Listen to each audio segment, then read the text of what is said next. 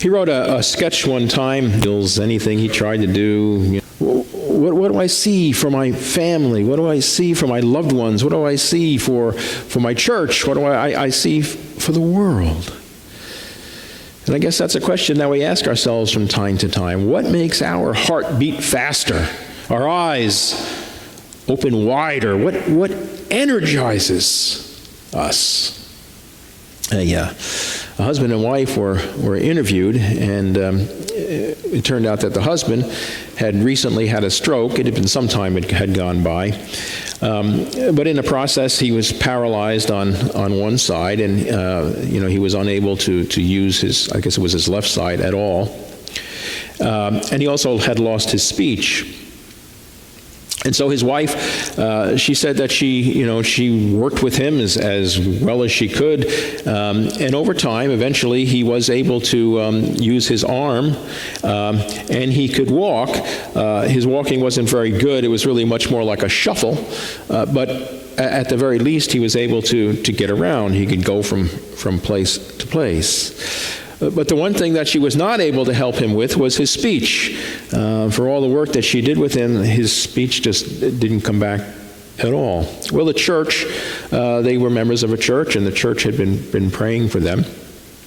And there was a teacher in the congregation, and she approached this couple, and she said to them, I'm a teacher, and I teach reading. I only teach reading to little children, but if you wanted me to try to work with you, I'm happy to offer my services to you. I don't know if I could be of any benefit at all, but reading and speech kind of go together, and maybe we could look at words in a book, and I could try to help you pronounce them. Anyway, the couple was very agreeable to this, and so the man started working with this teacher who had been a member of the congregation, and over time he began to be able to speak again. So during this interview, they both his wife and this teacher, they said that while there was still a long way to go, that both of them had actually found a passion in themselves to be able to help him.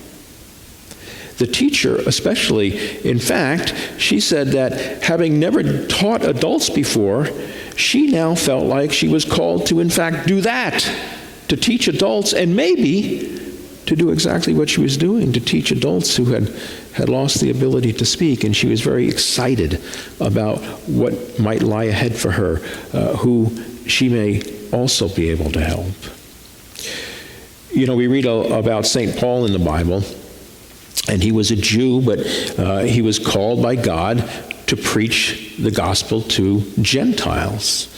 And at one point, he was arrested, and he was taken before the king, King Agrippa, and he made his case for the king, and he told the king how he had been called by God to preach the good news to the Gentiles, and he was very passionate about it. And at the end of it, he said, King Agrippa, I have been faithful to my call from God.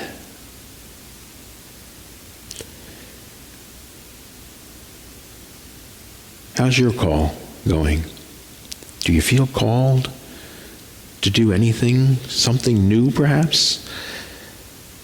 Is there a dream? Have you been talking to some people, maybe telling them about some idea that you have, and maybe they said it's a stupid idea? Maybe they said you're too old, get real. Sometimes maybe I think we say those things to ourselves. Lenore was she was a model. She was an actress. She was a columnist. She was a wife. She was a mother. She was very active in her church. Things were going very well for her, but one day her world collapsed. She found out that she was going to have her hip and her leg completely amputated. They assured her that over time, after the healing took place, that she would be able to wear a prosthesis and she'd be able to walk again. And so she had the surgery, and it was quite a long time before the healing happened that she got to the point where she could actually now think about getting a prosthesis. so she went to the place that had been recommended to her, and they showed her what it would look like, and it was a big metal-looking contraption. And she said, "Is that all you have?" And they said, "Well, yes." They said, "This is what we have." She said, "It'll work for you. You will be able to walk." And she said, "But people will be afraid to look at me. Don't you have something better?" And they said, No, we don't have anything better." And so she started thinking about this. And she thought to herself, why does it have to look like a metal contraption? Why can't it look like a leg, like a real leg? Why can't it have a certain texture to it? Why can't it have a certain color about it? Why can't it be something that she would be more comfortable wearing and others would be more comfortable seeing her wear?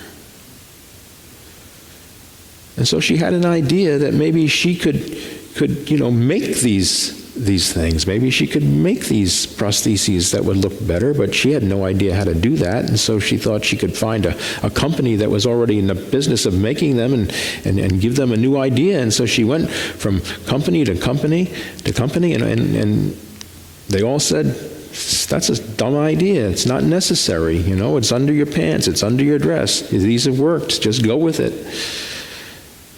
And finally, she said she found one company that said, "That's a great idea." And now you see, they make these prostheses and people wear them all the time. She had a passion for trying to make something better. And she was not discouraged by all the people who told her to go away. At the heart of all of creation, God is at the very best. Every ideal that we have, every hope that we have, every dream we have, every goal that we have that makes us better people or better families or better schools or better offices or better churches, all those things find their source and their staying power in God. Our Creator, imagine that. Our Creator wants the best for us. When you think about it, no matter what has gone on in your life, the good, the bad, the ugly, God has gotten you through it to this point. He has led you literally through the wilderness of your life. God is with us at our worst, and He's with us at our best. And He wants what is best for you. Do you see anything? What is it that you see? Is there some new goal? Some idea, some next thing that excites you? God will lead you through the difficulties and through the pain and through the obstacles until you realize that which gives you passion.